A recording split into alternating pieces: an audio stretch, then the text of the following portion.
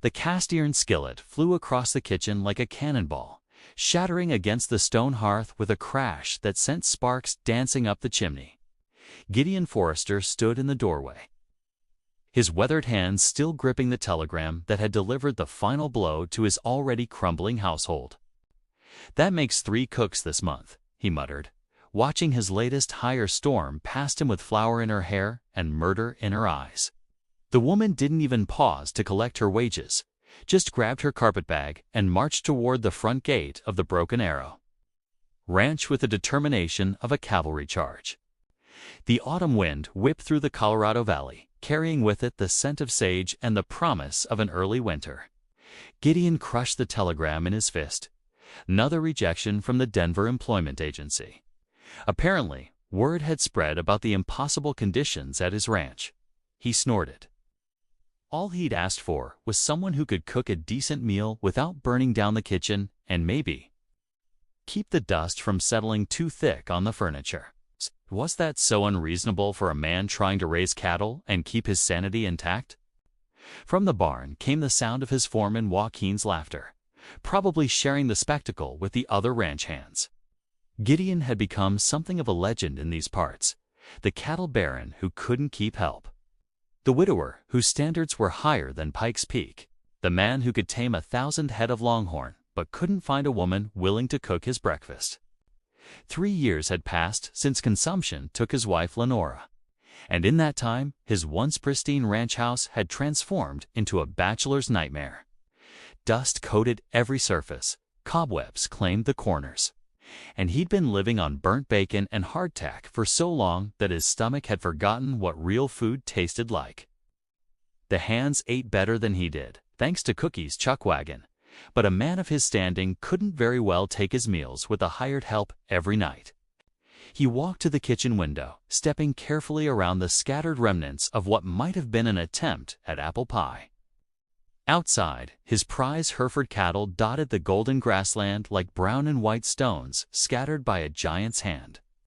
This ranch represented everything he'd built from nothing 40,000 acres of prime grazing land, the finest bloodlines in the territory, and a reputation that stretched from Denver to Santa Fe. Yet here he stood, defeated by his own empty kitchen. The irony wasn't lost on him. Men rode hundreds of miles to buy his cattle, bankers competed for his business, and politicians sought his endorsement.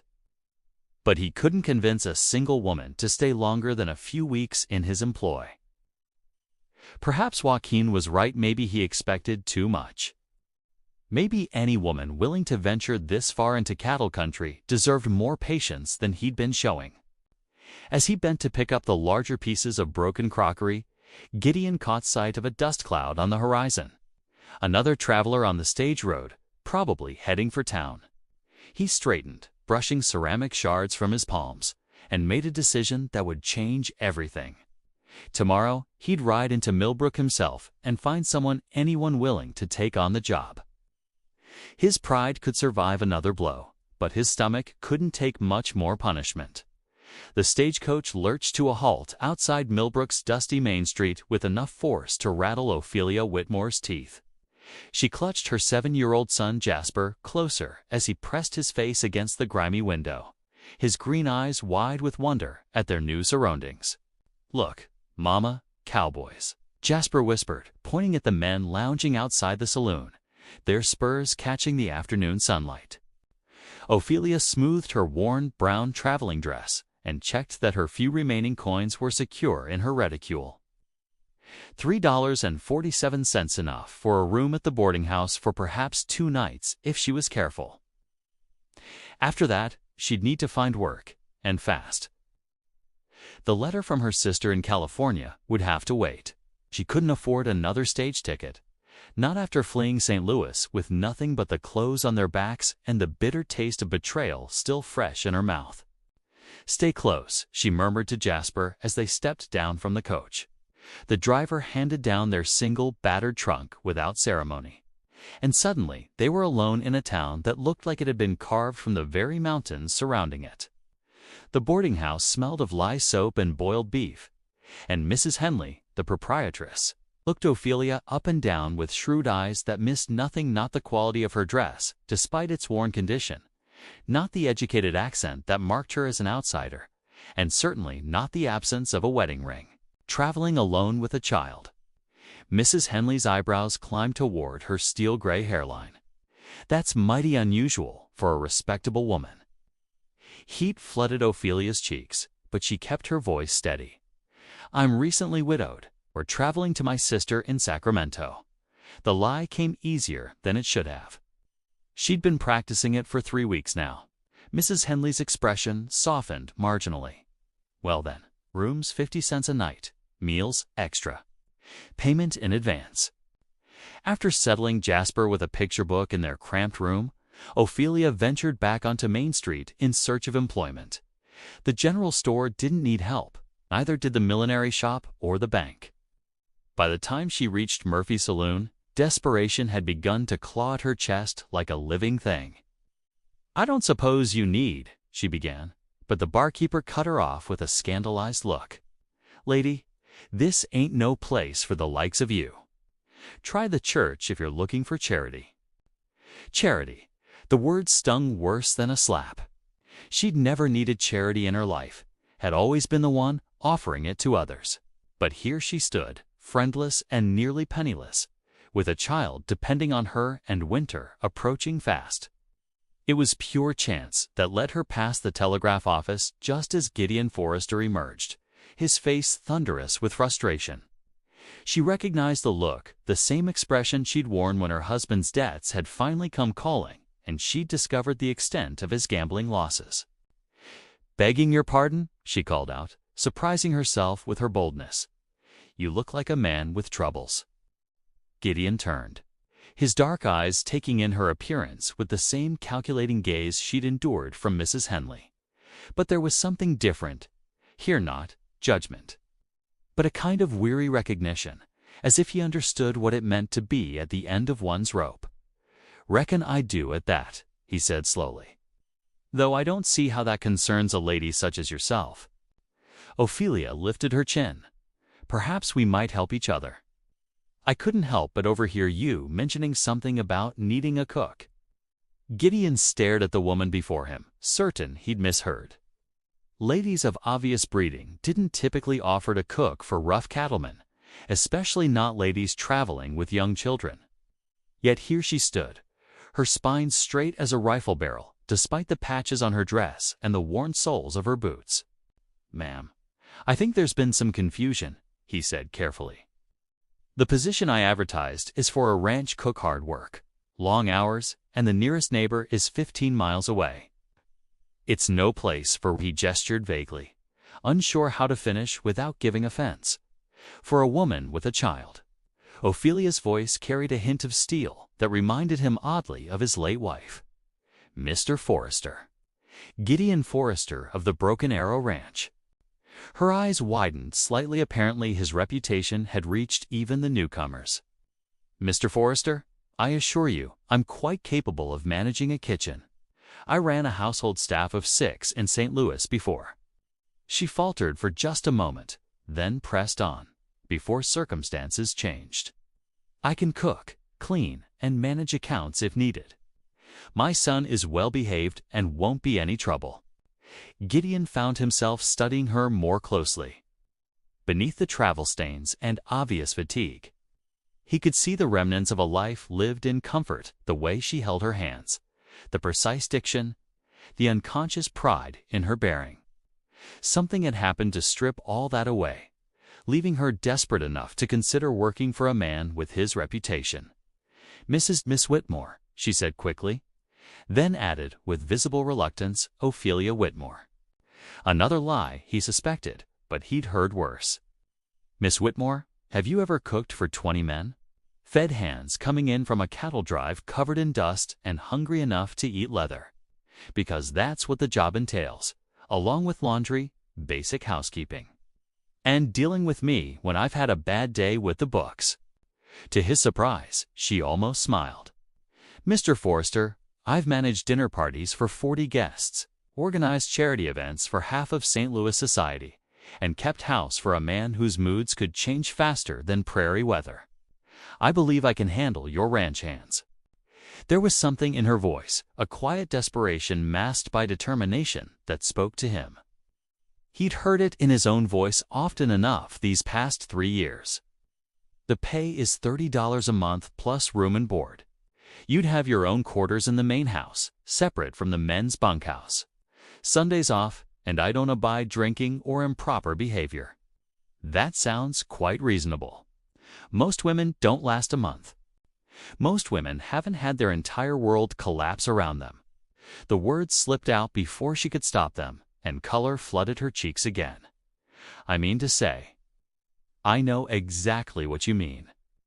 Gideon surprised himself by reaching out to touch her elbow gently. Life has a way of dealing us cards we never expected to play.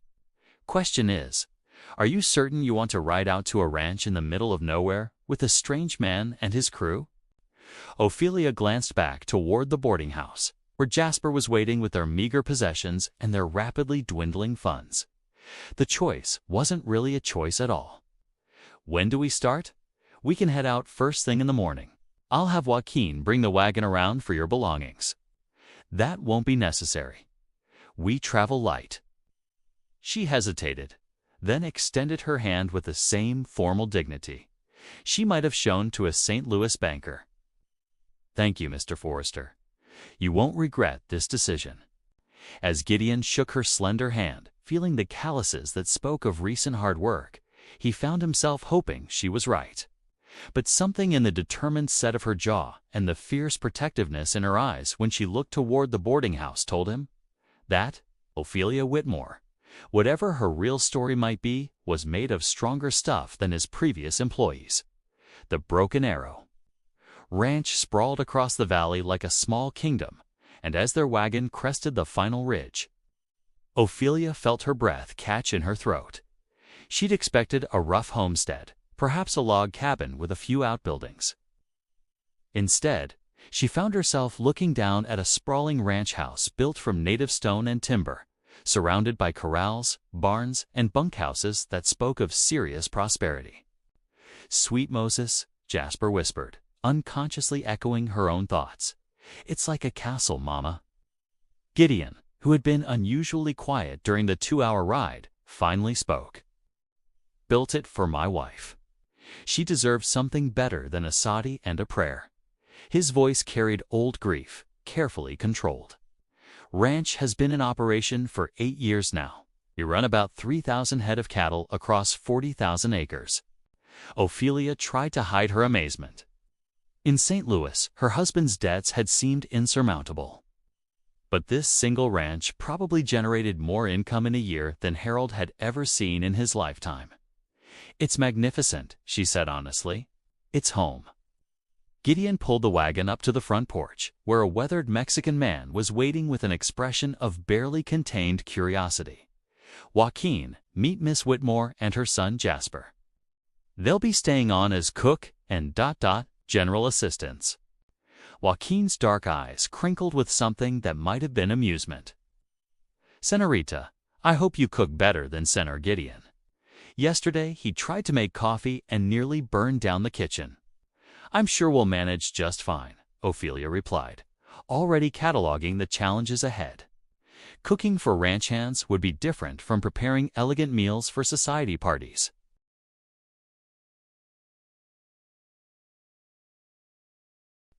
But the principles remained the same. Good ingredients, proper timing, and enough food to satisfy hungry people. The interior of the house stopped her cold. What had once been a showplace was now a disaster area. Dust coated every surface. Dishes were piled in the kitchen sink, and cobwebs draped the corners like mourning veils. In the parlor, expensive furniture sat beneath Holland covers that hadn't been changed in months. I know it's not ideal, Gideon said, following her gaze. I've been meaning to get to it, but the ranch keeps me busy. And the previous cooks weren't much for housework beyond the kitchen. This house wants a woman's touch, Ophelia murmured, running her finger along a dusty mantelpiece. Underneath the neglect, she could see evidence of love and care, family photographs in silver frames, beautiful rugs now dulled with dust, delicate china displayed in a cabinet that needed only a good cleaning to shine again. Your wife had exquisite taste. Something shifted in Gideon's expression. Lenora always said a home should reflect the people who lived in it. I'm afraid it reflects only me these days, neglected and rough around the edges. Nothing here can't be fixed with time and effort, Ophelia said firmly. Surprised by the surge of possessiveness she felt looking at the forgotten beauty around her. Show me to the kitchen, and I'll start earning my keep. The kitchen was a cook's dream more would be, once she'd scrubbed away months of bachelor housekeeping. A massive cast-iron range dominated one wall, flanked by generous workspace and storage. Windows looked out over the herb garden, now overgrown but salvageable. Best of all, there was a proper pantry stocked with basic supplies. The hands eat breakfast at dawn, dinner at noon, and supper at sunset, Gideon explained. Cookie handles trail meals, but when they're working close to home, they expect to eat at the house. There's usually between 15 and 20 men, depending on the season. Jasper tugged at her skirt. Mama, are we really going to live here? For now, sweetheart. She knelt to his level, seeing wonder and uncertainty warring in his young face. It's going to be an adventure, don't you think? Will there be horses? Real cowboys like in the stories. Gideon spoke up unexpectedly. Son, tomorrow I'll introduce you to Dusty Hees, an old gelding who's gentle enough for children. And every man on this ranch has stories that would curl your toes. The casual kindness in his voice made Ophelia's throat tight. In St. Louis, Harold had barely acknowledged Jasper's existence, too busy with his gambling and business schemes to notice his stepson. Here was a stranger offering her child more attention in 5 minutes than his stepfather had given in 3 years. Thank you, she said quietly. It's very generous. No generosity about it. A boy needs to know about horses if he's going to live on a ranch. 3 weeks later, Ophelia stood at the kitchen window, watching Jasper help Joaquin mend a fence, her hands busy kneading dough for the evening's biscuits. The transformation still amazed her, not just in the house, which now gleamed from her determined scrubbing and polishing, but in herself. For the first time since Harold's death and the subsequent financial catastrophe, she felt useful, needed, even valued. The ranch hands had been skeptical at first, another city woman, who probably couldn't tell the difference between a frying pan and a feed bucket. But her first breakfast had silenced the doubters. Fluffy buttermilk pancakes, thick-cut bacon cooked to perfection, eggs that weren't rubber, and coffee strong enough to wake the dead. By the second week, she'd organized their chaotic kitchen into a model of efficiency, and by the third, even the gruffest cowboy was removing his hat when he spoke to her. Gideon had been harder to read. He was unfailingly polite, even grateful, but he kept his distance with the careful precision of a man walking on thin ice. Their conversations remained strictly professional. What supplies did she need from town? Which fence needed mending near the house? How many extra hands would be staying for meals during the upcoming cattle drive? Yet she caught him watching her sometimes when he thought she wasn't looking, not with the leering assessment she'd endured from other men since Harold's death, but with something deeper, a kind of careful hunger that made her pulse quicken despite herself. She told herself it was merely the natural interest of a lonely widower in any reasonably attractive woman, but her traitorous heart insisted otherwise. Miss Ophelia. The kitchen door banged open as Jasper burst in, his face bright with excitement. Joaquin says there's going to be a dance in town Saturday, and all the cowboys are going. Can we go too? We'll see. She said automatically, the same answer she'd given to countless requests over the years. But Jasper's face fell with such disappointment that she immediately softened. What kind of dance? A harvest dance, Gideon answered from the doorway, his broad shoulders filling the frame. The town puts one on every year to celebrate the end of summer. There's music, dancing, plenty of food, and games for the children. It sounds lovely, Ophelia said carefully, but I'm not sure it would be appropriate. Why not? The question came from Gideon, and there was genuine puzzlement in his voice. You're part of this community now. The ladies in town have been asking about you. Heat flooded her cheeks. She could imagine what they were asking a single woman living alone with a child, working for the territory's most eligible widower. The gossips would be having a field day. I wouldn't want to cause talk, Miss Whitmore, Gideon said quietly. You're my employee, nothing more and nothing less. Anyone who suggests otherwise will answer to me. Besides, he added, with the first real smile she'd seen from him in weeks, Cookie's been bragging about your cooking all over town. Folks are curious to meet the woman who finally tamed the Broken Arrow kitchen. The dance proved to be everything Jasper had hoped and more. The entire town seemed to have turned out for the celebration, transforming the church hall into a wonderland of paper lanterns, autumn leaves, and long tables groaning under the weight of contributed dishes. Ophelia had spent 2 days preparing a selection of her specialties: honey wheat rolls, apple butter, and a chocolate cake that had the ranch hands begging for seconds. She'd also spent considerable time agonizing over what to wear. Her wardrobe was pitifully limited. She'd managed to alter one of her better dresses from her St. Louis des deep blue silk that brought out her eyes and flattered her figure without being too obviously fashionable for a small Colorado town. The effort proved worthwhile when she saw Gideon's expression as she descended the front porch steps. He'd been waiting by the wagon, cleaned up and wearing a suit that transformed him from a rough cattleman into something approaching elegant. For a moment, neither of them spoke. You look beautiful, he said finally, his voice rough with something more than mere politeness. Thank you, she managed, accepting his hand to help her into the wagon.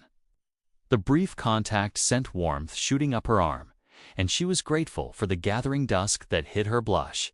At the dance, Jasper immediately disappeared into a crowd of children playing games under the watchful eyes of their mothers, leaving Ophelia standing uncertainly at the edge of the festivities. She needn't have worried about acceptance within minutes.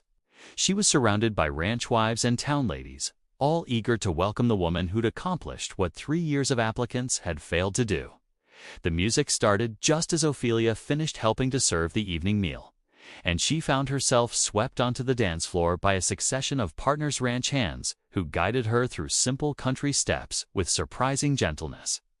Town merchants who complimented her cooking with genuine enthusiasm, and even the elderly banker who told her she was the prettiest thing to hit Millbrook since his wife arrived on the railroad 20 years ago. Since his wife arrived since his then tis out when they were riot a ride a lie ride a ride it a riot ride it rang a plaque oh to require so it's upsec got but you kick lice sisk guy I was sit at I got that sack quiet I like you guess I stop I do tap woman I talk blah boy there were these pop that's in the pop as bullets lips go near you go at a pace of sleep because this is you is the some face but this is slow wanted to start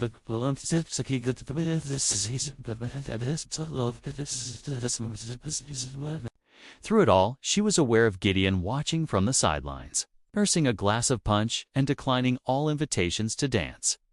When the caller announced a waltz, she thought he might approach, but instead he stepped outside onto the church porch. And after a moment's hesitation, she followed.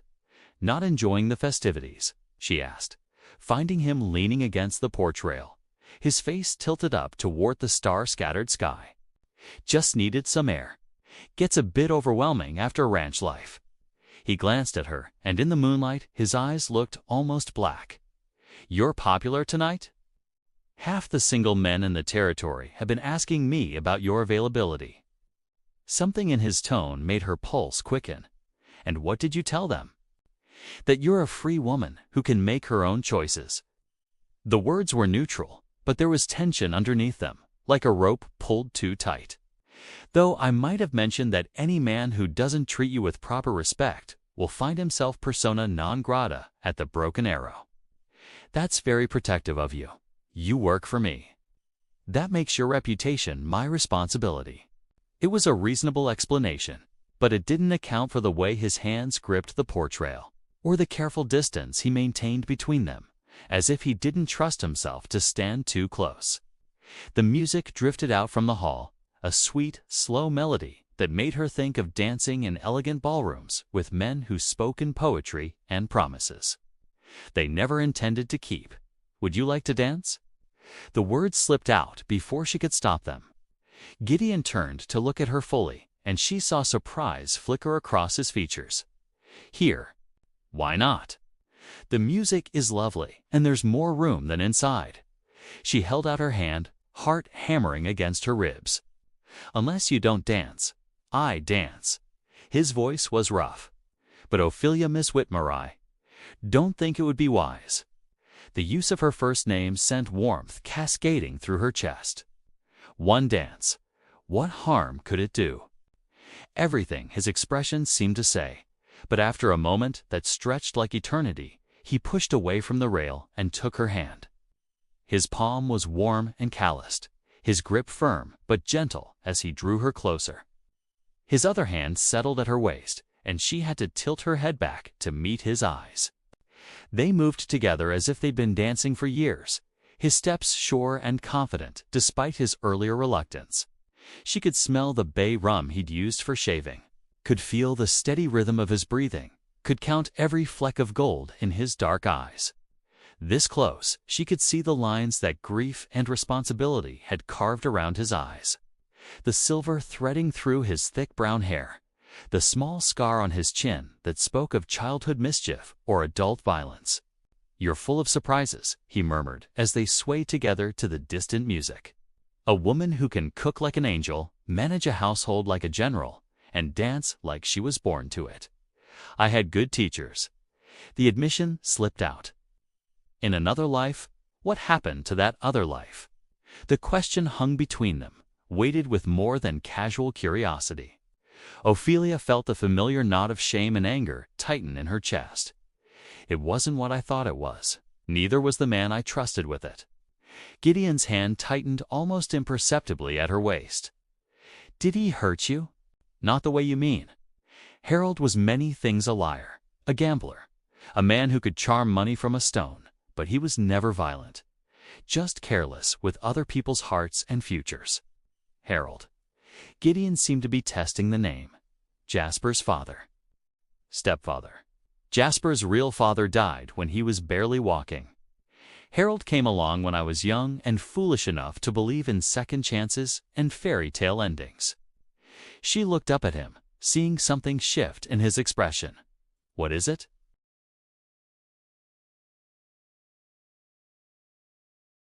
"Nothing. Just, I understand about fairy tale endings. They're harder to come by than the stories suggest." Winter arrived early that year, blanketing the valley in snow by the first week of November. The shorter days and longer nights created a different rhythm at the ranch, fewer hands staying for meals as they moved cattle to winter pastures. More time spent indoors as the household settled into the quiet patterns of cold weather. For Ophelia, it was a season of unexpected contentment.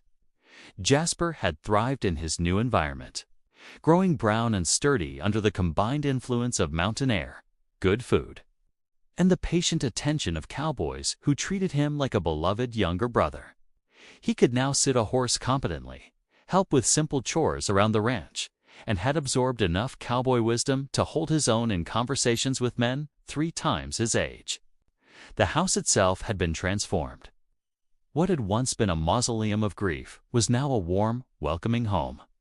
Ophelia had gradually removed the holland covers, polished the furniture to gleaming perfection, and filled vases with the last hardy flowers from the garden.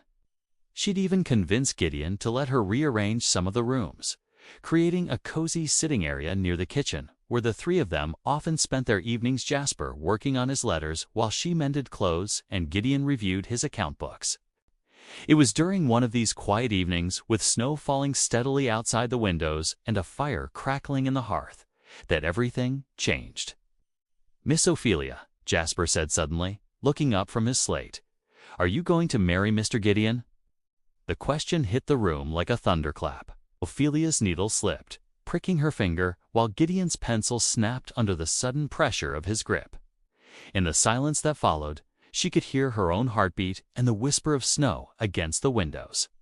"Jasper," she said carefully, "that's not an appropriate question. But Cookie says Mr. Gideon needs a wife and you need a husband, and we all live together anyway, like a real family." Jasper's logic was 7-year-old perfect and absolutely devastating. "Besides, I've seen how he looks at you when he thinks nobody's watching." Heat flooded Ophelia's cheeks as Gideon's eyes met hers across the room. In their depths, she saw the same careful hunger she'd been trying to ignore for months, now exposed and undeniable. "Jasper," Gideon said quietly, "why don't you take your slate to your room and practice those letters? Your mama and I need to have a grown-up conversation." When the boy had disappeared down the hallway, Gideon set aside his ledger and moved to the chair beside hers. The proximity made her acutely aware of everything about him: the way his hair curled slightly at the collar, the quiet strength in his movements, the careful gentleness in his voice. "He's not wrong," Gideon said finally. "About how I look at you." Ophelia set down her mending with hands that trembled only slightly. "Gideon, I've tried to keep my distance, told myself it wouldn't be fair to either of us that you'd signed on as my employee, not ... This, he gestured helplessly between them. "But I can't pretend anymore. These past months, watching you bring this house back to life, seeing how you care for Jasper, how you've made this place feel like home again, ... Ophelia, I'm falling in love with you."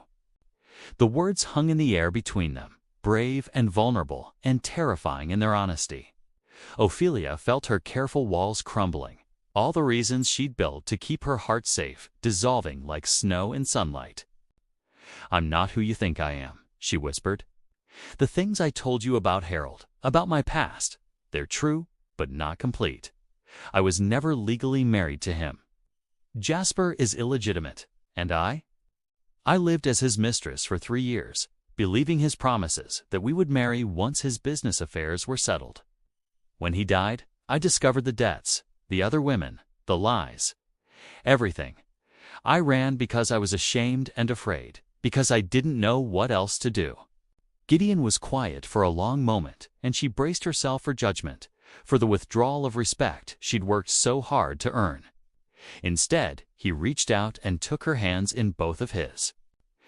"Do you think that changes how I feel about you, about Jasper?" His voice was fierce with conviction. "Ophelia, I don't care about your past or what society might say. I care about the woman who turned my house into a home, who makes my hands laugh with her cooking, who reads stories to her son every night and tucks him in like he's the most precious thing in the world. I care about the woman who dances with me under the stars and makes me believe in second chances." Tears spilled down her cheeks as he lifted their joined hands to his lips, pressing gentle kisses to her knuckles. "I love you too," she whispered. "I tried not to, tried to keep it professional and safe, but you made it impossible. The way you treat Jasper, the kindness you've shown us both, the man you are when you think nobody's watching. I love you, Gideon Forrester."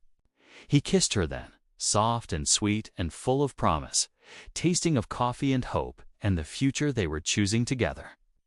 When they finally parted, both breathing unsteadily, he rested his forehead against hers.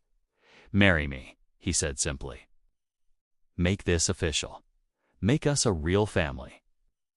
"Yes," she breathed, and meant it with every fiber of her being. Yes. The wedding took place on Christmas Eve in the same church hall where they danced under the autumn stars. The whole town turned out for the celebration, along with every ranch hand who could make the journey through the snow.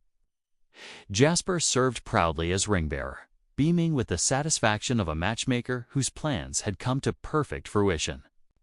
As they stood before the preacher, Ophelia in a borrowed white dress and Gideon in his best suit, she thought about the desperate woman who had stepped off the stage in Millbrook just 6 months earlier. That woman had been running from her past, carrying nothing but shame and fear, and a fierce determination to protect her child. This woman was running toward a future bright with possibility, surrounded by friends who had become family and holding the hand of a man who loved her exactly as she was. "You may kiss the bride," the preacher announced. And as Gideon's lips met hers, Ophelia knew she had finally found her way home. The Broken Arrow Ranch settled into its new rhythm with the ease of pieces falling into place where they belonged. Ophelia Forrester, the name still made her smile, continued to manage the household with the same efficiency that had first impressed her husband, but now she did it as mistress rather than employee, with all the authority and respect that position entailed. Jasper flourished under Gideon's patient guidance, learning to be a true ranch hand while never forgetting the lessons in reading and writing his mother insisted upon. And Gideon himself seemed to shed years under the influence of daily laughter and genuine companionship, becoming the man he had been before grief and loneliness had hardened his heart. On quiet evenings, when the three of them sat together in the warm glow of the sitting room fire, Ophelia sometimes marveled at the unexpected paths that had led them to this perfect contentment. She had come to Colorado running from one man's broken promises, only to find another man whose word was as solid as the mountains surrounding their valley. She had answered an advertisement for a cook and discovered instead a family, a home, and a love story that would become legend in the territory of the tale of the cattle baron, who advertised for a cook and found himself a wife instead.